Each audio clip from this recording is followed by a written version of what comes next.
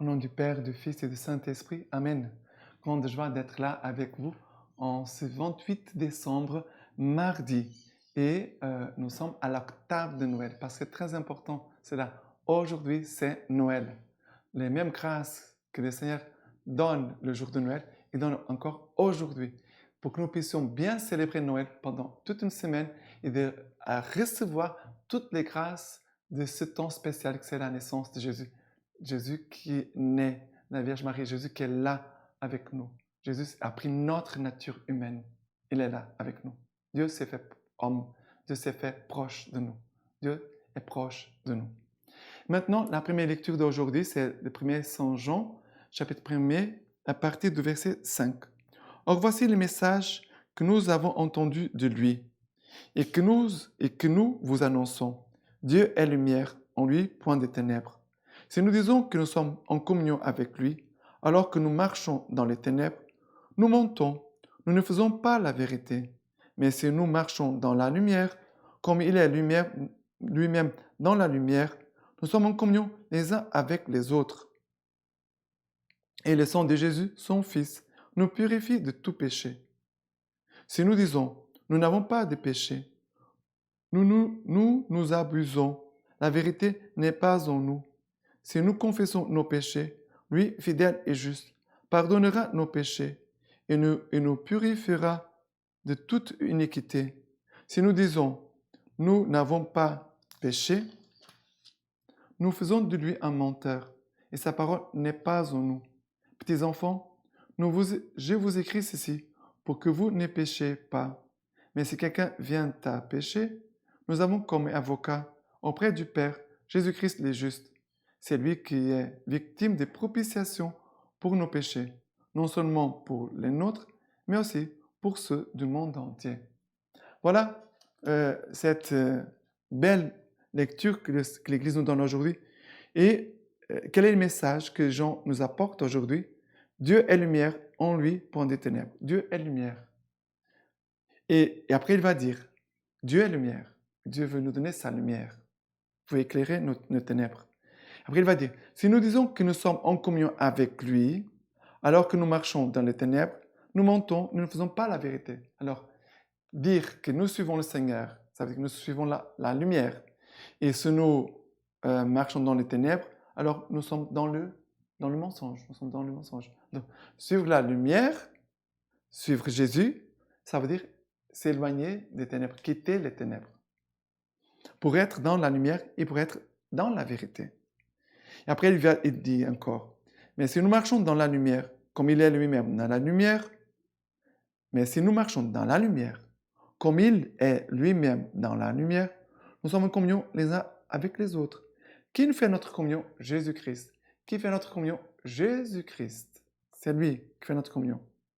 Et cette communion, elle est produite, elle s'est faite par le sang de Jésus, son Fils, qui nous purifie de tout péché.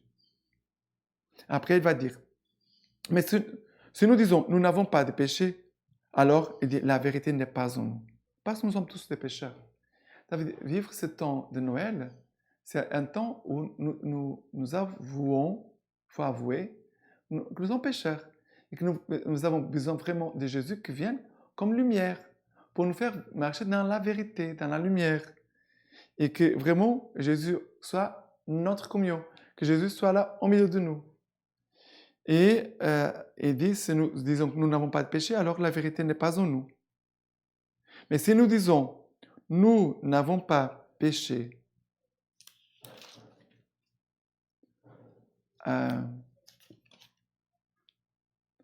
si nous disons, nous n'avons pas de péché, la vérité n'est pas en nous, dit. Mais si nous confessons nos péchés, lui fidèle et juste pardonne nos péchés. Il dit, allez confesser vos péchés. Et lui, le Seigneur, nous pardonnera nos péchés. Et après, il va dire encore, si nous disons, nous n'avons pas de péché, nous faisons de Dieu un menteur. Parce que Dieu, la parole de Dieu nous dit que Dieu est saint. Lui est la lumière, il n'a pas de péché en lui, mais nous avons des péchés. Et c'est nous qui avons besoin vraiment de nous convertir. Et Saint Jean va dire, petits enfants, ne péchiez pas. Mais si quelqu'un vient à pécher, nous avons comme avocat auprès du Père Jésus-Christ les justes. Jésus, il vient comme petit enfant en ce Noël, il vient aussi comme notre avocat, le juste, qui vient prendre notre défense auprès du Père. C'est lui, Jésus, la victime de propitiation pour nos péchés. Ça veut dire, nous sommes en train de célébrer Noël, mais nous sommes déjà en train de célébrer Jésus aussi, qui va donner sa vie pour nous. C'est lui qui va nous sauver de nos péchés. C'est lui, Jésus, la victime de propitiation pour nos péchés. Non pas seulement pour les nôtres, mais du monde entier. Et c'est vrai qu'en ce 28 décembre, nous célébrons aussi la fête des saints innocents, de ceux qui ont versé leur sang d'une façon innocente à cause du Christ. Et ici, Jésus donne sa vie comme victime pour nos péchés, mais aussi de péchés du monde entier, de tous les crimes qui sont commis dans le monde entier, spécialement les crimes de l'avortement. Maintenant, les psaumes d'aujourd'hui, c'est le psaume 80, pardon, c'est le psaume 124. Le psaume 124. Le psaume 124 qui nous dit ceci. Sans le Seigneur qui était pour nous, à Israël de le dire, sans le Seigneur qui était pour nous, quand on sauta sur nous, alors il nous avalait tout vifs dans le feu de leur colère. Alors les eaux nous submergeaient, le torrent passait sur nous. Alors il passait sur notre âme, les eaux écumantes. Béni soit le Seigneur qui n'a point fait de nous la proie de leurs dents. Et après, les filets s'est rompu et nous avons échappé. Notre secours est dans le nom du Seigneur qui a fait le ciel et la terre. Le Seigneur a fait le ciel et la terre. Mais ici, c'est le Seigneur qui vraiment vient nous sauver ici. Alors, quand on sauta sur nous, alors il nous avalait tout vif dans le feu de leur colère. Mais le Seigneur est pour nous. Le Seigneur est pour nous, vient vraiment pour nous sauver. Et c'est par les eaux que nous submergeait, le torrent pesait sur nous, et le Seigneur vient vraiment nous sauver. Le Seigneur, béni soit le Seigneur, qui n'a point fait de nous la proie de leur nom. Le Seigneur est le sauveur, est notre sauveur. Et vraiment, demandons toujours au Seigneur cette grâce de pouvoir le voir nous sauver. C'est que mes yeux puissent te contempler comme mon sauveur. D'accord? Et vraiment, que le Seigneur vienne rompre tous les filets qui veulent emprisonner les âmes. Et aujourd'hui, je prie beaucoup, spécialement pour les mamans, pour les filles qui sont enceintes et qui sont tentées d'avorter. Souvent à cause de la pression de la famille, ou du mari, ou de petites amies. Et je pense beaucoup à ces filles partout dans le monde, et ces femmes qui souffrent beaucoup aussi parce qu'elles ont vécu un avortement. Prions pour toutes ces femmes. Je prie aussi pour toutes ces filles, pour qu'elles puissent avoir le courage et la foi de croire que les bébés qu'elles ont appartiennent au Seigneur. Et comme cet enfant appartient au Seigneur, le Seigneur va tout conduire pour le bien de cet enfant. C'est un acte de foi. Et maintenant, l'évangile d'aujourd'hui, de cette fête des saints innocents, c'est Matthieu chapitre 2, du verset 13 à 18. Après leur départ, voici que l'ange du Seigneur apparaît en songe à Joseph et lui dit, « Lève-toi, prends avec toi l'enfant et sa mère, et fuis en Égypte, et tu restes ici jusqu'à ce que je te le dise. Jusqu'à que je te dise. Car Hérode va rechercher l'enfant pour le faire périr. Il se leva, prit avec lui l'enfant et sa mère de nuit, et se retira en Égypte. Il resta là jusqu'à la mort d'Hérode, pour que s'accomplisse cet oracle prophétique du Seigneur. D'Égypte, j'ai appelé mon fils. Alors Hérode, voyant qu'il avait été joué par les mages, fut pris d'une violente fureur et envoya mettre à mort dans Bethléem et tout son territoire tous les enfants de moins de 2 ans, d'après le temps qu'il était fait préciser par les mages. Alors s'accomplit l'oracle du prophète Jérémie. Une voix dans Rama s'est fait entendre. Pleure et longues plaintes. C'est Rachel pleurant ses enfants et ne voit pas qu'on la console, car ils ne sont plus. Ici, aujourd'hui, l'Évangile nous parle une voix dans Rama s'est fait entendre. C'est Rachel qui pleure ses enfants parce qu'ils n'existent plus. Et prions aussi pour toutes les mamans qui pleurent encore, pour qu'elles puissent se confesser, parce que faire un avortement, c'est un péché très grave. Il faut aller se confesser devant le prêtre et demander pardon pour ses péchés. C'est très, très important. Prions aussi pour toutes les mamans qui se culpabilisent, pour qu'elles puissent accepter le pardon de Dieu, pour qu'elles puissent se réconcilier avec ce qu'elles ont fait. Elles ne peuvent plus changer les choses. Le cours de l'histoire, elles ne peuvent pas changer. Mais prions aussi pour que le Seigneur puisse susciter dans son Église des personnes qui puissent être des gardiens de la vie. Joseph a été le gardien de la Vierge Marie et aussi de l'enfant qu'elle portait dans son sein. Joseph a été le gardien de ces deux plus grands trésors de l'Église, la Vierge Marie et Jésus. Joseph est le gardien de la vie. Mais que le Seigneur puisse susciter dans notre monde aussi des gardiens de la vie, des protecteurs de la vie.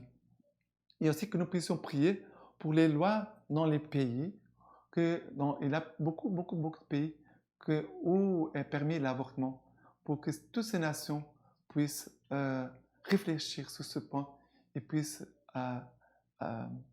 effacer cette loi qui permet l'avortement. Permettre l'avortement, c'est de permettre le péché, de tuer des personnes. Et celui qui va tuer un bébé va aussi pouvoir tuer beaucoup d'autres personnes. Parce que les enfants ne crient pas dans le ventre de leur maman, mais leur cri arrive au cœur de Dieu. Et notre société, elle est malade à cause des avortements qui sont commis. C'est un des péchés plus graves dans le monde entier. Et il y a comme un poids sur les nations à cause des péchés d'avortement. Que le Seigneur puisse avoir miséricorde de toutes ces mamans, mais plus encore, que le Seigneur puisse avoir de la miséricorde envers les personnes qui ont poussé, obligé, même trompé ces filles pour qu'elles avortent. Demandons la miséricorde de Dieu pour toutes ces personnes, mais spécialement pour celles qui font des avortements, ceux qui travaillent pour la mort, et aussi ceux qui poussent ces filles pour qu'elles avortent. C'est un péché très grave. C'est encore plus grave les péchés de la personne qui a poussé la fille pour avorter. C'est encore plus grave que celle qui a avorté. D'accord? Maintenant, la lecture patristique d'aujourd'hui. Enfants et témoins du Christ. Homélie au catéchumène sur les symboles. Un petit enfant vient de naître. C'est le grand roi. Les mages arrivent d'un lointain pays et viennent adorer celui qui est encore couché dans la crèche, mais qui règne au ciel et sur terre. Quand les mages annoncent la naissance du roi, Hérode est pris d'inquiétude. Pour ne pas perdre son trône, il veut le tuer, alors que, s'il avait cru en lui, il aurait été ici-bas en sécurité et dans la vraie vie. Il aurait régné sans fin. Pourquoi as-tu peur, Hérode, en apprenant la naissance du roi? Il ne vient pas pour te détrôner, mais pour triompher du diable. Et comme tu ne comprends pas cela, tu es inquiet et tu entres en fureur. Et afin de perdre le seul enfant que tu recherches, tu es assez cruel pour en faire mourir un si grand nombre. Tu ne recules ni devant l'amour des mères éplorées, ni devant le deuil des pères pleurant leur fils, ni devant les hurlements et les gémissements de tout petits. Tu assassines ces faibles corps parce que la peur assassine ton cœur. Et tu t'imagines, si tu réalises tes désirs, que tu pourras vivre longtemps, alors que c'est la vie elle-même que tu cherches à détruire. C'est lui qui est la source de la grâce, à la fois petit et grand, qui est couché dans la crèche et épouvante ton trône. Il agit par toi, sans que tu connaisses ses desseins, et il délivre les âmes de la captivité du diable. Il accueille les fils de ses ennemis et les adopte pour ses enfants. C'est tout petits meurent pour le Christ sans le savoir. Les parents pleurent la mort de ces martyrs. Et ceux qui ne parlent pas encore, le Christ les rend capables d'être ses témoins. Voilà comment il règne, lui qui était venu régner ainsi. Voici que déjà le libérateur accomplit la libération et que le Sauveur apporte le salut. Mais toi, Hérode, ignorant tout cela, tu es inquiet et tu entres en fureur. Et tandis que tu t'irrites contre un petit enfant, tu lui rends déjà hommage, mais tu l'ignores. Quand il est grand, qu'il est grand, les dons de la grâce. Par lesquels mérites ces enfants ont-ils obtenu d'être ainsi des vainqueurs? Ils ne parlent pas encore et ils confessent le Christ. Leurs corps sont encore incapables d'engager la lutte et ils remportent déjà la palme de la victoire. Maintenant, je vous laisse la bénédiction par les mains toutes pures de la Vierge Marie. Que le Dieu Tout-Puissant vous bénisse et vous garde, le Père, le Fils et le Saint-Esprit. Amen. Et les saints innocents, priez pour nous.